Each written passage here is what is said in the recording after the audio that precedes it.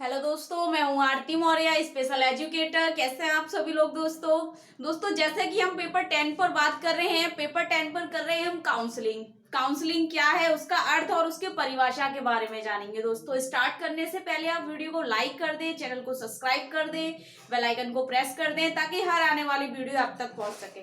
चलिए दोस्तों स्टार्ट करते हैं। परामर्श का अर्थ और परामर्श की परिभाषा के बारे में जानेंगे। Meaning and definition of counselling, यानी कि परामर्श का अर्थ और परिभाषा क्या है। किसी व्यक्ति की व्यक्तिगत समस्याओं एवं कठिनाइयों को दूर करने के लिए दी जाने वाली सहायता या सलाह को मार्गदर्शन या काउंसलिंग या परामर्श कहलाती है। यानी कि किसी व्यक्ति को व्यक्तिगत समस्या हो, यानी कि किसी व्यक्ति की कोई समस्या है, उस समस्या का समाधान करने के लिए एवं कठिनाइयों को दूर करने के लिए दी जाने वाली सहायता या सलाह या फिर मार्गदर्शन ही परामर्श या काउंसलिंग कहलाती है।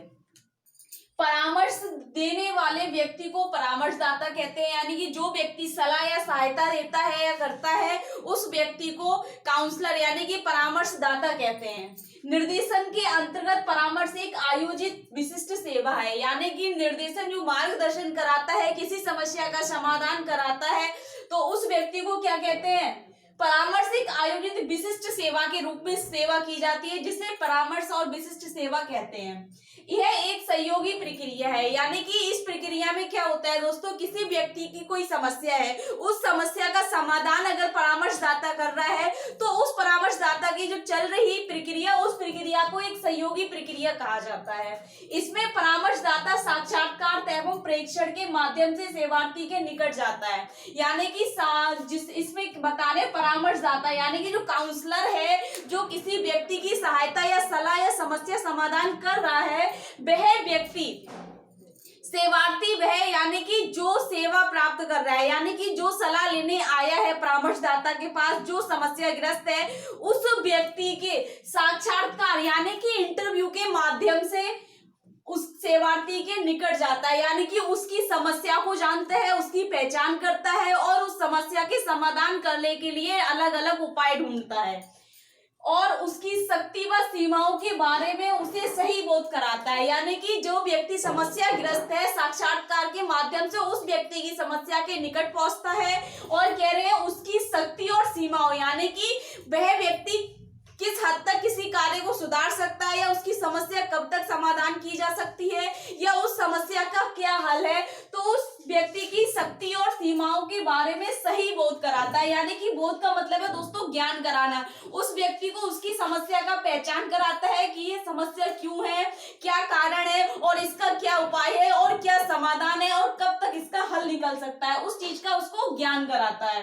व्यक्ति की समस्या कोई भी हो, शारीरिक हो, मानसिक हो, शैक्षिक हो, व्यवसायिक संबंधी तथा समाज संबंधी हो सकती है, जिसके लिए परामर्श की आवश्यकता होती है। परामर्श मूलतः पारंपरिक होता है और पारस्परिक होता है। इसका आधार परंपरा के विश्वसनीय होता है। यानी कि दोस्तों कह रहे हैं व्यक्ति की समस्या कोई भी हो सकती है। अब व्यक्ति की समस्या से मतलब है शारीरिक, यानी कि व्यक्ति हो सकता है शारीरिक रूप से समस्याग्रस्त है, उसको कोई बीमारी है, कोई ऐसा रोग है जिसे ठीक नहीं किया जा सकता, कोई ऐसा रोग है जिस व्यक्ति को उसका इलाज की समस्या है। मानसिक, यानी कि किसी मनोदशा या मनोस्थिति में है, वह सोच रहा है या बहुत ज्यादा डिप्रेस्ड है, किसी चीज को लेके बहुत ज्यादा परेशान है। शैक्षिक हो सकता है कि कोई व्यक्ति अपने करियर के लिए कुछ एक सही मार्गदर्शन ढूंढ रहा हो, वह क्या करना चाह रहा है फ्यूचर में, उसके लिए सही गाइडेंस नहीं मिल रही है, इस तरीके की समस्या हो सकती है। व्यवसायिक संबंधी समस्या हो सकता है, किसी व्यक्ति को रोजगार की समस्या है या वह अपना बिजनेस स्टार्ट करने वाला है, उसे समझ नहीं आ रहा है कि किस तरीके का बिजनेस वह करे, तो निम्नलिखित प्रकार की समस्याएं हैं दोस्तों। तो संबंधी समस्या हो सकती है, समाज संबंधी समस्या हो सकती है, कोई सामाजिक रूप से किसी व्यक्ति को किसी प्रकार की कोई समस्या आ रही है जिसके लिए परामर्शदाता की आवश्यकता होती है। यानी कि उस व्यक्ति की सभी समस्याओं का समाधान करने के लिए क्या करेगा व्यक्ति, वह परामर्शदाता को ढूंढेगा, परामर्शदाता के पास जाएगा। इसलिए कहा गया इसके लिए परामर्शदाता की आवश्यकता होती है। परामर्श मूलतः पारस्परिक होता है। पारस्परिक का मतलब है कि जल्दी जल्दी होता है। किसी समस्या का समाधान करने के लिए उसके अलग अलग लक्ष्य होते हैं दोस्तों। तो परामर्श का लक्ष्य है कि समस्या के समाधान तक पहुंचना।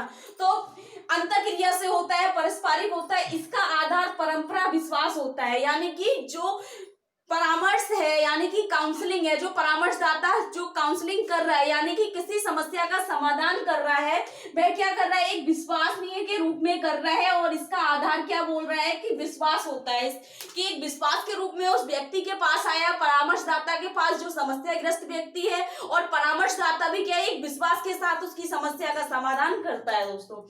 तो वॉर्डन ने क्या कहा है दोस्तों, कह रहे हैं, इसकी परिभाषा देते हुए उन्होंने बताया है कि परामर्श क्या है। परामर्श एक प्रक्रिया है जिसमें साक्षात्कार के माध्यम से एक व्यक्ति को उसकी समस्याओं के समाधान में की जाने वाली सहायता को परामर्श कहते हैं। यानी कि वॉर्डन का कहना है कि परामर्श एक प्रक्रिया है।